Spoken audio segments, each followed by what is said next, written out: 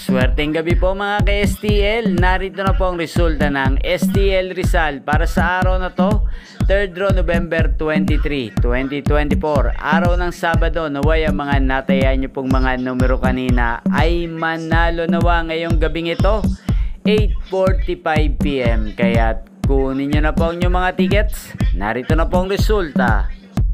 Ang mga numerong nanalo sa STL Rizal ngayong gabing ito, November 23, 2024, 8:45 PM. Third draw result, 37 at 22 in exact order. Sa lahat po ng tumaya kanina para sa third draw ng 37 at 22, congrats po sa inyo. Panalo po kayo. Again, 37 at 22 in exact order. At shoutout po natin ngayong gabing ito sa STL Rizal, si Ate Lery ng Rizal. Shoutout po sa iyo, nawa isa ka po sa swertihen ngayong gabing ito sa STL Rizal.